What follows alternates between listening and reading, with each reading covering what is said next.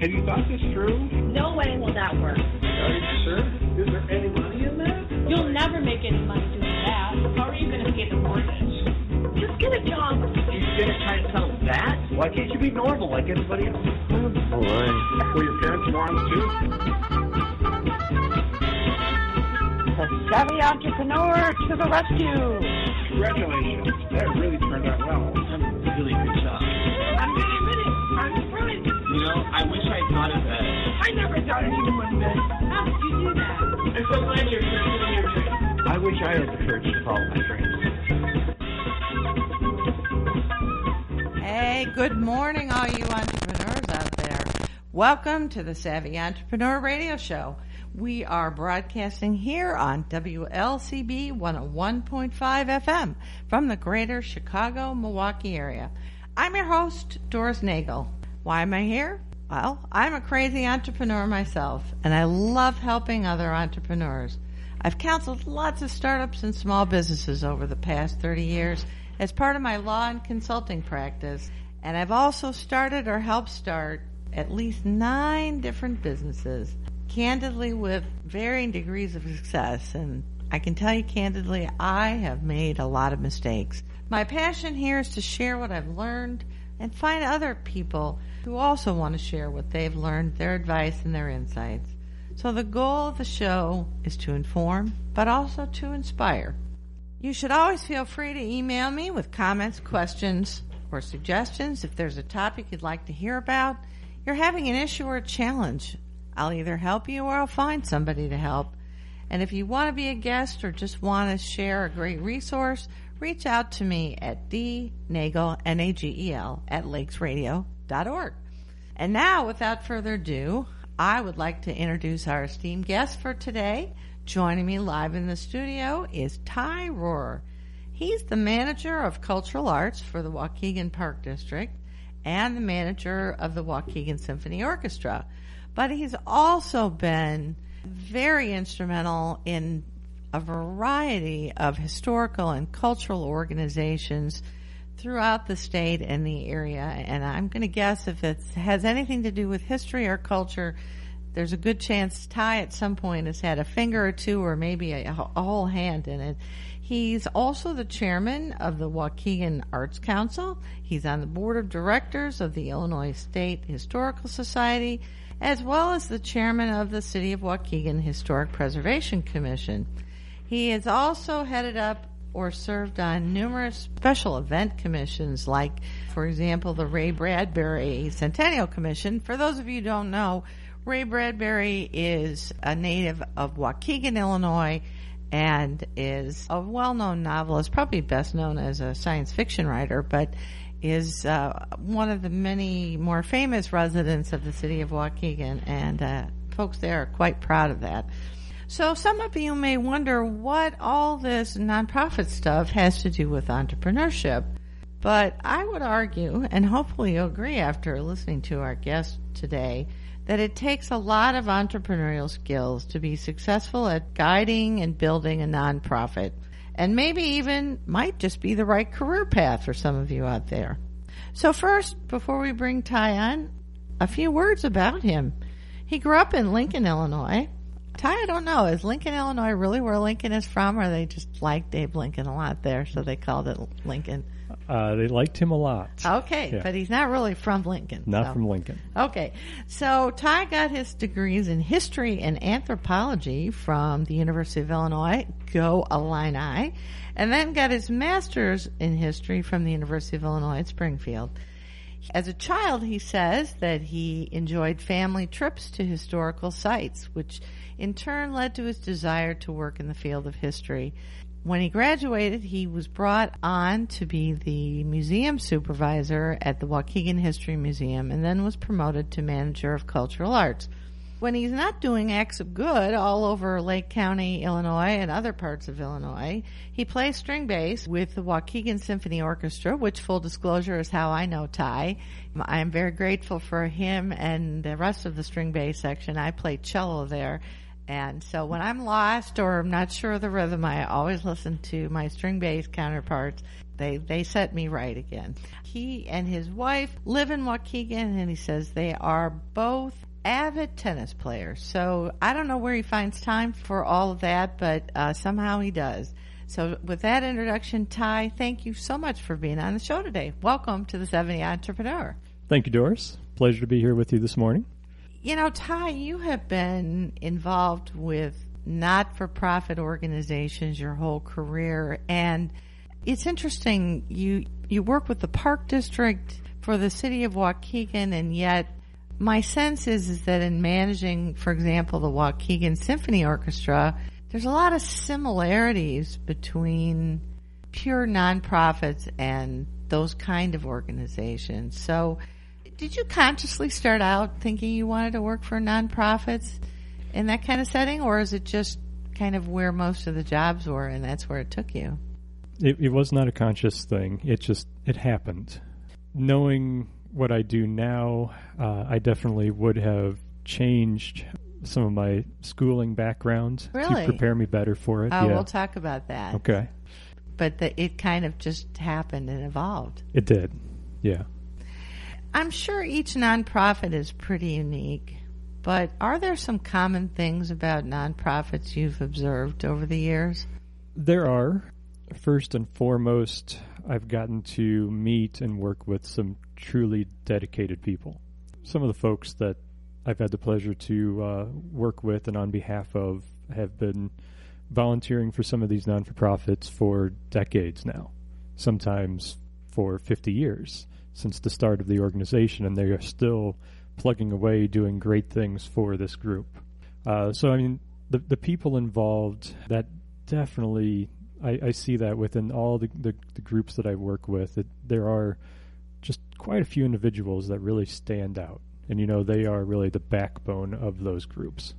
Well, every nonprofit needs volunteers, that's for sure. Right. And it needs not just volunteers, but reliable volunteers and volunteers they're going to be there when the call for help comes out. They are there. They show up when they say they're going to show up, right? Right.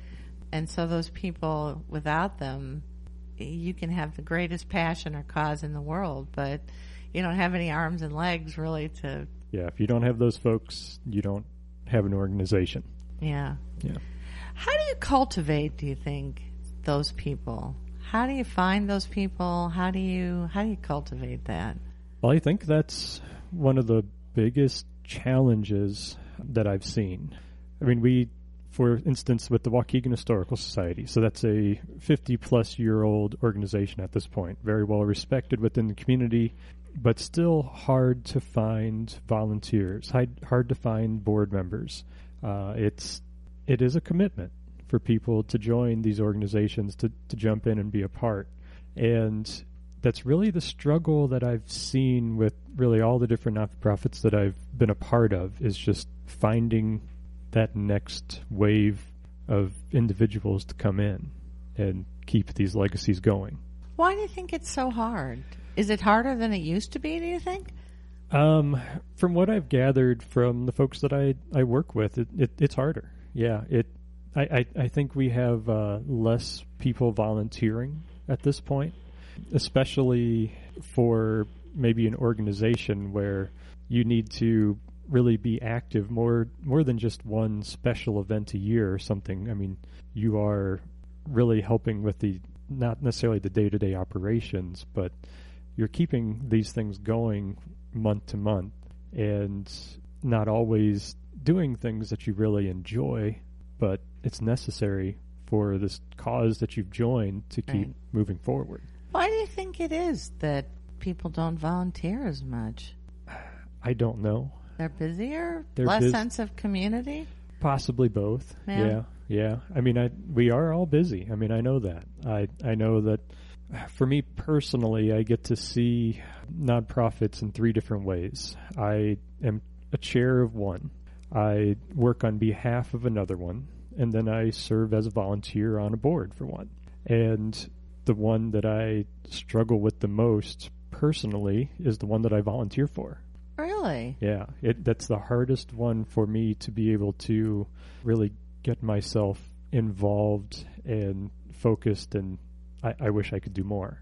I mean, that happens to be the State Historical Society one, and I am one of the board members that live the farthest away from the middle of the state where they generally have their meetings and whatnot. There's that, but but it maybe also part of it is that it doesn't have quite the local impact of some of the other organizations that you work with, where you can see and touch and feel the contributions that you and others have made. Right.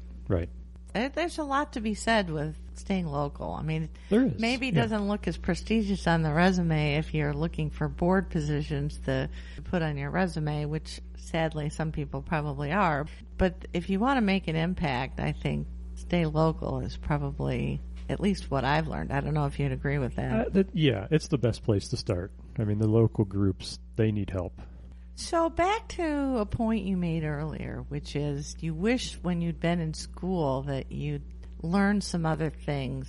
Yeah. And so maybe that plays right into my next question, which is, in your experience, what does it take to successfully manage a nonprofit? Well, you need to have patience. You need to be reliable. I mean, all these are common sense things, but I mean, you really do need these things. You need to be a leader. So you have to be able to get people on board with whatever your vision is, what the proper thing is for that organization to do. At the same time, you need to be politically savvy while doing that. I've learned it's pretty easy to step on toes. I've never run a nonprofit, but I've been a board member of a couple, and it's not hard to do. Right. And you have to adapt. And within adapting, I mean, unless you are right there at the very beginning of a nonprofit, you're jumping in to something already established. So you might have the ways that you want things to be done, but ultimately you need to adapt to that organization. You can change things along the way, but I don't think that somebody coming in right at the beginning and doing major overhauls is really going to be successful in that. Well, what's likely to happen? What's likely to happen, you're going to lose the current volunteers, the current board members, and all that institutional knowledge. And you don't want to lose that. You want everybody to keep moving forward for the better cause. But there are times when organizations, I think, need to evolve and change, or even just completely pivot in order to reach the next level of goals.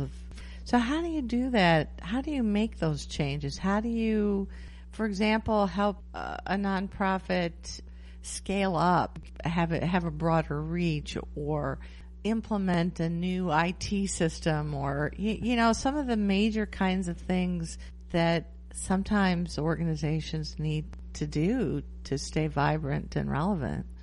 Well, I think the first thing that these organizations need to focus on, and I'm just using my own experience, looking at everything that the organization does and make sure that it fits the mission.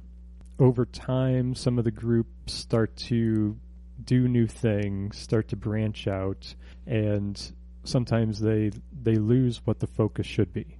And once you start doing that, you're spreading your resources thin, and again, that important goal is lost. So it must be a fine balance, though, between losing the goal, but sometimes pivoting when you need to pivot in order to maybe grow and become a little less local in your reach, for example. That can be, very tough. Yeah. So what traits do you think make people successful at running nonprofits? Good communicators, I think, is probably the best trait. And you have to be able to communicate with all types of people, all types of personalities, all different age groups, whatnot. And you have to be able to do that all in one day, work with all these different people, from your everyday volunteer to the mayor of your city. And that could be conversations that you have within the same hour. And those are different conversations. Well, I'm just thinking it is very similar, drawing parallels with what entrepreneurs need to do. for example, a startup company or a small business, you need to be able to be a great communicator. You got to communicate to your investors or people you're raising money from. You've got to communicate to your customers. You've got to communicate with key vendors and suppliers and employees or whoever is, your arms and legs helping you do things. And so it's a pretty important skill. It is. And when you're working for a lot of these nonprofits, you are a leader in the community. So you have to recognize that early on, and you need to make sure that you are not just representing yourself, representing that entity that you're a part of, but you are representing sometimes the city, sometimes the state. Right. So you have to make sure that really everything that you are doing is proper and is going to be well received. Yeah. Challenging. Can be. Challenging. Yeah. So you got to tell me, there probably were a couple of mistakes and stumbles. These are probably words of wisdom that you've learned over the years, and I'll bet you didn't come out of undergrad or grad school fully prepared for all this. So you got to tell me, there's probably a story or two of an oops. And maybe if you don't want to come clean, maybe you can just tell me of other people who you saw who did things that probably in retrospect weren't the smartest. As reflecting back on this, and I'll go back to not thinking that I was really well prepared for this role from my university studies. Not to say that I didn't get a good education. I did. Right. Taking history, anthropology classes in education, if I became a teacher, things like that. But not classes on working with a nonprofit or classes that dealt with how to work with people. Are there any of those classes? I don't know. That's a problem. There are. There's not. I don't know what they're like, but there are nonprofit management courses that you can take now, degrees that you can get. Okay. I would have probably been good to take some business classes and finance and marketing, public relations. Right. Now probably social media too. Social media too, yeah, because you have to be all those things at once. What I've learned is you have to be able to say no. That's interesting. And I don't know if there's a class in that. I don't think there is either, and I'm still working on that.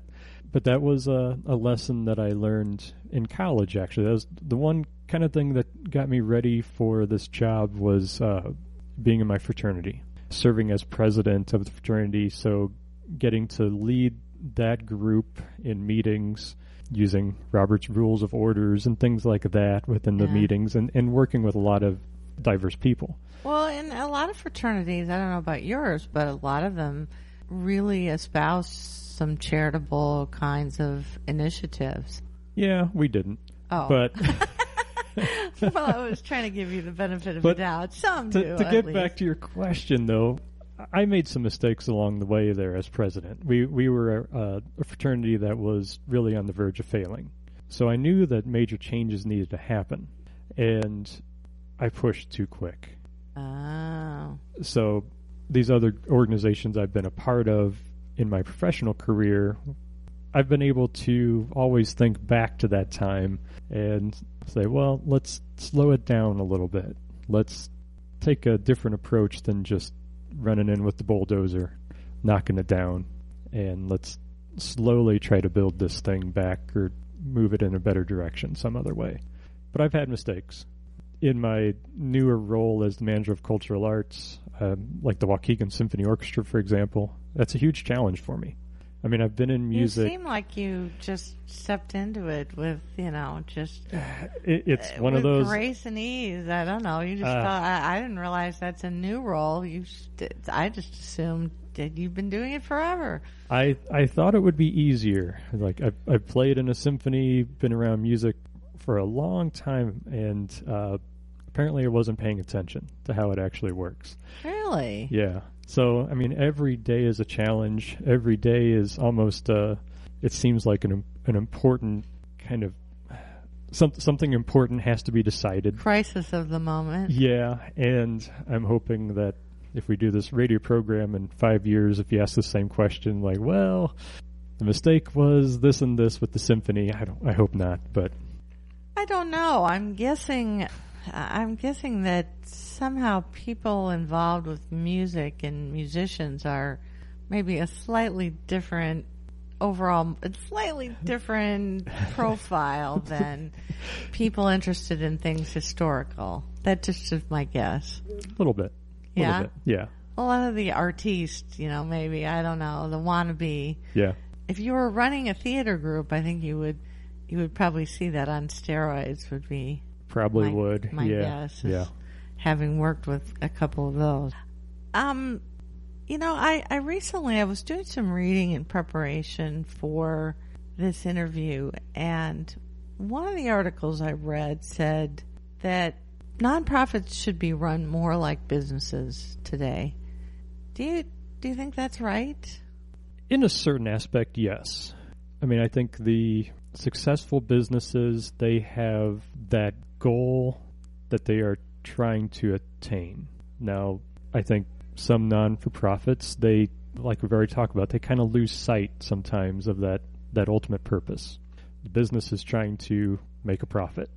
The difference with the nonprofit is they're not trying to make a profit. Yes, they need money. That is always a concern, but they are doing something for the greater good, not just for their pocketbooks. Right. I mean, I guess you could argue that there are businesses that take it upon themselves to become more socially responsible or, right. Championing certain social causes, which is great. Right. And there are different business practices that nonprofits use. Strategic planning, for example. I mean, that's very common within the business world, and I know we've used them to certain degrees within the different nonprofits that I'm a part of. So again, it's just making sure that everyone within the organization is understanding of what is really needing to be done. Everyone's on the same page. And from my own personal experience, I think not all nonprofits are particularly transparent about what that is. And I use that as a segue maybe to the next set of questions, which is that I'm hoping that some of the people listening to this may decide or be considering a career working with nonprofits and using some of their entrepreneurial skills to do that. But probably lots more are likely to be a board member of a nonprofit at some point. Right. And so I just know from a couple of boards that I've worked on, I had similar stories swapping with, over coffee with other people. There is often a pretty significant mismatch between what a new board member thinks it's supposed to do and what they actually are supposed to do. And sometimes, I don't know if that's because the prospective board member is so excited about being asked to be on a board, you're just like, oh, great, of course, it's a great cause, and they don't ask enough questions. I think sometimes, though, the organizations are not always the most transparent about what the role. They'll say they want the board to provide strategic direction, and it turns out in one case really all they wanted was a rubber stamp, and the board members just wanted to socialize, Right. And that's very frustrating if you think you're on a board to actually make a difference with the strategy. Yeah.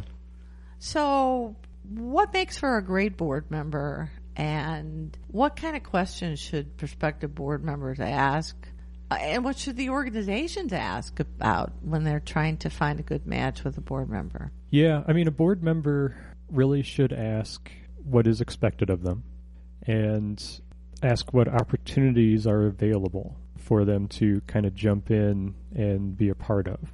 Certain things obviously take some time to learn and just be around before some board members can do certain aspects of it. Right. But then there's plenty of things right at the beginning that a board member can be a part of, so that they really start to feel that they are part of that group right away. But that's always tough. I've seen board members not want to give up some of their responsibilities to others. So give an example of that. Without naming names, of course. Sure. So say somebody has served on a committee for a really long time, and it's time for them to start slowly backing away. We've got some new people maybe on the board, so they need to mentor those folks and get them involved. Yeah. That's the thing. It's getting the new board members involved once they're there. But a board member also needs to know their limitations. In terms of time or talent? In terms of time, everything? Everything. If it's a board that its main purpose is really fundraising, then if you're not comfortable as doing that, then you really should not be on that board. Now, you might be able to help that organization some other way, but that responsibility is to try to raise money, not to do something else. Maybe not to set strategic direction. Maybe that's not what the board is expected to do. Maybe not. Yeah. And or get involved in, sometimes board members, my sister was telling me about a board that she's been involved in, and she's a little dismayed that certain board members seem to think it's their role to get involved in some of the day-to-day operations of it. Correct. And that's causing a lot of angst, should we say, among, the executive director and some of the employees, and it's hard. And you have some boards that don't have any staff, so those board members do sometimes have to be more involved in day-to-day operations of something. But then there are those that do have staff, and those board members do need to let the staff do their job. They have to know kind of what that staff is doing, but micromanaging is not going to help anybody. Well, so what kind of person, though, is successful in those situations, and what kinds of personality traits maybe are folks that might want to maybe not think about it? Well, my favorite board members that I have worked with are the ones that raise their hand to do a job, and they actually do it. We all have had our moments where we say, yes, we'll do that task, and then we just don't do it, right? It's the we, the royal we. The royal we. Or the royal you. We need to do this. And it's like, well, wait, is there a mouse in your pocket? Who's we? Well. Right? Right. So, I mean, as a staff person working for a non-for-profit, I mean, you expect the board to allow you to do what you need to do as an employee. But then at the same time, when they are volunteering, raising their hand to do something, well, you expect them to do that job as well. So you don't want to be the staff person that has to in turn then micromanage the volunteer, micromanage the board member. Because they didn't step up to do the thing. I mean, or maybe they just overcommitted. Possibly, yeah. Yeah. And now all of a sudden you have this new initiative that big plans, but who's stuck trying to implement it, right? Right. That's what your kind of situation. That's what I'm saying. Yeah. About. If you can't really do it, don't jump in and say you will. Yeah, I've actually had the opposite experience where the executive directors were very strong-willed people and had a lot of say-so over who the board members were going to be. And in both cases said they wanted the board to provide input and strategy and encourage new initiatives, but when push came to shove, they were never supported. Right. And both of those were very frustrating situations for me. Yeah, that would be. And I, just in exchanging, swapping conversations with other people, it's more common than you might think. It is. So how do you sort that out ahead of time, do you think? Yeah, well, man, I don't know. I think both, whatever role you are on a board or working for a non-for-profit or whatever it is, you need to always just have an open mind. So everybody has their experience with something. Some of these folks have experience with that non-for-profit for decades. And they did something one way that might have been 30 years ago. They can provide that history and knowledge, but we might need to adapt it. We might need to do a little differently, or we might need to just try it again. It didn't work in the past, but that doesn't mean that it won't work moving forward.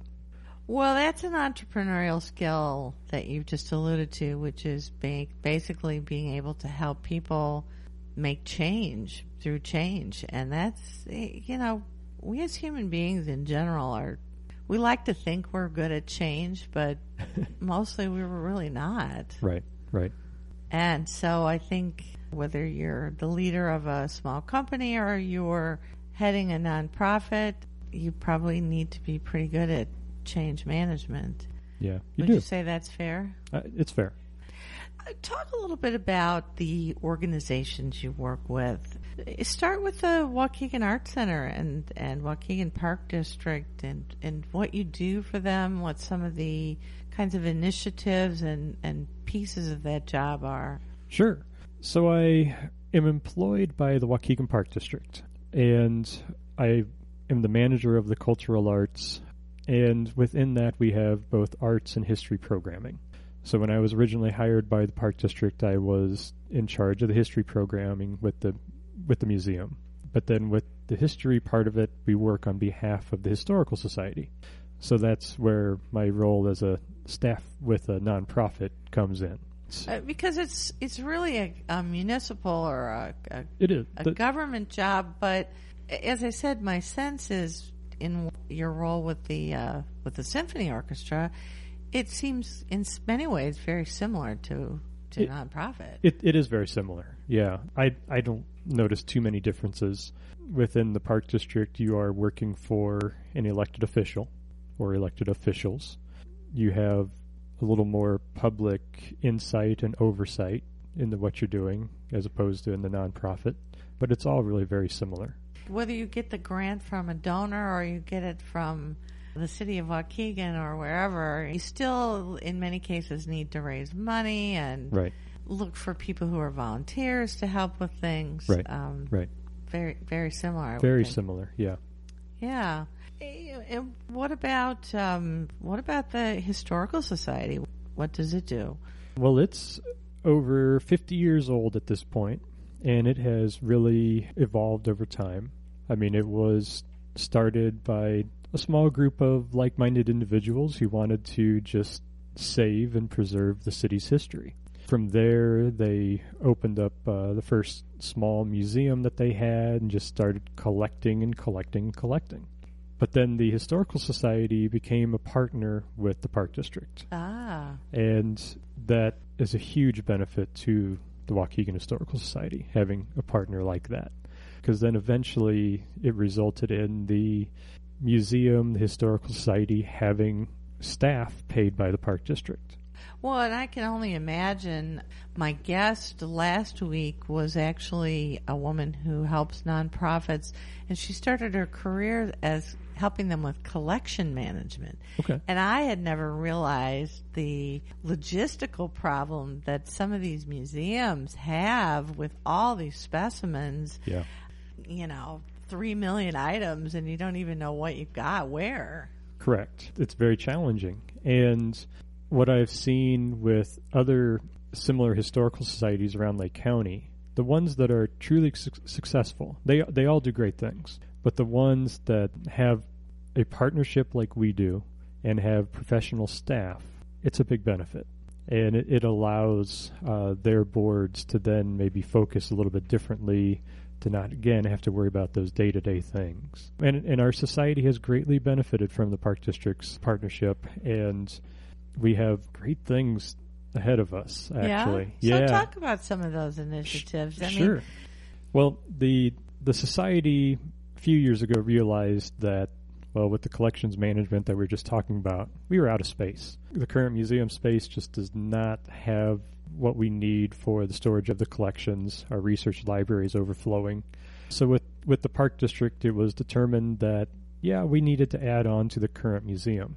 So we had been fundraising for that for some time now, to some success. But I was also seeing other historical societies around us, or seeing it in the news, where they had that one special moment, that one angel that gave them millions of dollars. Oh, wow. And it's just kind of like... But can you count on that to happen every time? No, but it happened. Wow. It worked for us. I mean, we finally had that one moment. And it really Wow. happens because of 50 years of the Historical Society being a positive influence in the community. So it is well respected. And we had this opportunity that was presented to us of someone who liked us, who respected us, a private foundation that had money to possibly give. And a few of us went in to meet with with the representatives, and for some reason I was put in charge of being the one to ask for the money. I don't like to fundraise. I don't like doing that. I never even liked as a kid to try to sell anything for school or anything like that. Right, but if you're working for nonprofits, that's Yeah. probably something Yes, yeah. you've had to do more than once or twice. I've been lucky in my job where I haven't had to do that very often, have turned down other potential jobs because that was going to be a big part of it and I didn't want to do it. Ah, Now I don't have interesting. a problem with it. But working with that foundation, with the initial ask, they listened nicely, were polite, but ultimately said, well, no, you all aren't ready for it, but we can work together to maybe get to that point. And over the last 2 years, we've been working along with this foundation, the Historic Society, the Park District together, and have been excited to announce that our original plans of adding on to the museum, well, we have a new plan. We are You pivoted. We pivoted. This is exactly what I was talking about. we are expanding our history operations to the old Waukegan Carnegie Library. So we work I with don't that. know where that is, but It's on Sheridan Road and Washington Street. okay. In downtown Waukegan, 1903 building. Has been sitting vacant for 50 years, but it is a historic landmark. It's on the National Register, all these wonderful things. And we did a historic structure report thanks to the foundation, and ultimately we found, yes, it would work, but it would cost around $8.5 million To renovate to renovate. and retrofit, make it fit for. Right. Wow. But that foundation then in turn said, we'll give you $5 million. And then we've had some other folks along the way that are giving some money. And then the partnership with the Park District is allowing for all of this to happen. Wow, that's great. Yeah. Well, and it's great for the city of Waukegan, too, because it's a struggle. Waukegan, I know, struggles, as do many older communities, with keeping a really vibrant downtown and different kinds of things that would draw people to the downtown area. So that's Right. great. Right. That's a win-win, It sounds is. like. It is. What's going on with some of your other organizations?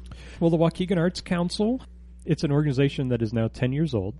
And really, its purpose is to showcase the arts in Waukegan. And I'm a pretty recent board member there. Mm-hmm. And now I am the chair of that organization. I ran on the platform of no one else wants to do it, so I won. You forgot to take the step backwards when everybody else did, right? I did, yes. I kind of took the approach of, well, I have to go to these meetings because I'm kind of on the board as part of the partnership with the Arts Council and the Park District as well. So I'm on the board. I might as well run the meetings. Hopefully, I can get everybody in and out efficiently, because I don't want to be there too long. Well, I'm guessing there's another skill. I know that's one that's applicable in the business world that you don't learn enough of in college, in my experience. And I hope they've changed that since, I don't know, 5 or 10 years since I graduated. It might be a little more. But efficient running meetings. Number one, not having meetings you don't need to have. And number two, Right. running the meetings efficiently and effectively. Oh, my goodness. They need a course on that. They do. It's tough. It takes a full team effort of everybody at that table. And sometimes you have to hit the gavel a few times. Sometimes just have to remind that this isn't the social aspect of the organization. We can chat and have fun later on, but right now we need to just do the business of it. And it's hard. I think I am very funny. I have jokes that pop into my head through these meetings, and I share too many of them, so I know that I myself railroad these meetings. So We can all be better somehow. Well, but you have to have some fun with it. I mean, you know, do. It's You kind do. of work hard, play hard is my motto. So the Arts Council is really focusing on showcasing local artists, and as a group, we've started to realize that some of the things we did in the past successfully just wasn't sustainable. We were doing large, really special events, and these were like maybe a large exhibit that would last for a few weeks or more, which took an incredible amount of resources, both monetarily and just with people, volunteer hours and whatnot. Right. So now we're kind of trying to do things a little more low-tech. So really focusing on the membership, rebuilding the membership, showcasing all the different art forms that we have in Waukegan. And as a board, we realize that we need to evolve. We look around, we have too many members that are really focused on the visual arts. We don't have very many that are part of the different art forms, like music. I'm the music representative, and I am not a musician. You know, Right. I'm not. You are, but But I don't understand the professional music world or any of these things. Right. And so we need some more. You're not a union member, and you're not, Right. you know, you don't make your living doing gigs all the time or teaching or whatever. I show up and play last bass in the symphony and maybe get my instrument tuned right, and that's about it. That's more than a lot of us do. You have a lot to be proud of there, especially given everything else you do.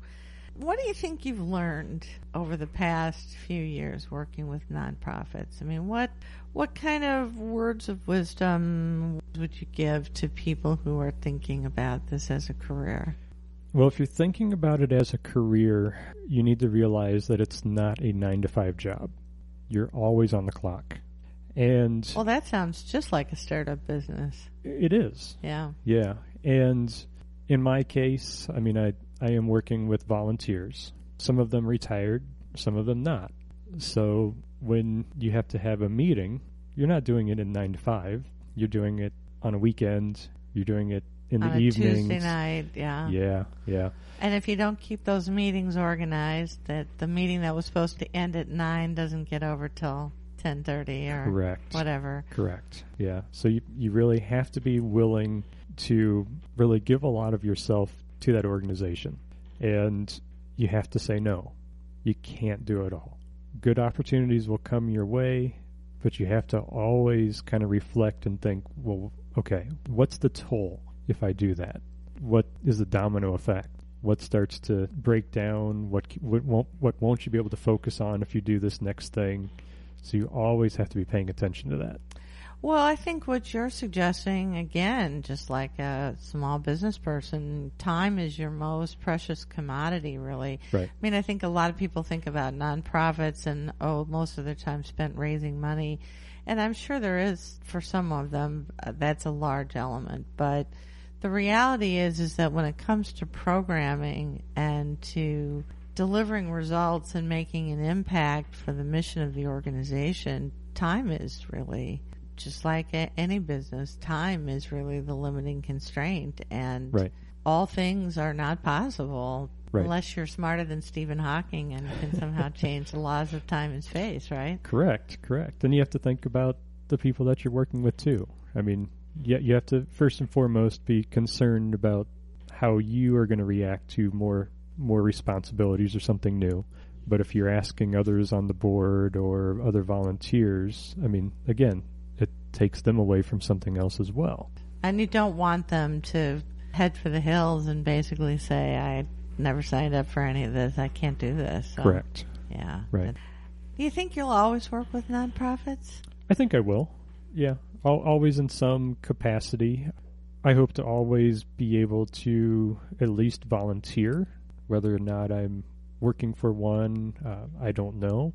If anyone listening in Waukegan, I have no intention of leaving or anything right now, so don't worry. No. But, I was just asking more, 5-10 years from now, your own personal life goals, if that's what your passion is, or if there's something else that eventually you think you could see yourself doing. I hope to continue on, especially within the history realm, as a dedicated volunteer someday in the future. Once I'm retired, just helping out as I can, researching here and there, sharing some stories with others. But I always do hope to have a part within a nonprofit. So, Ty, last question for you.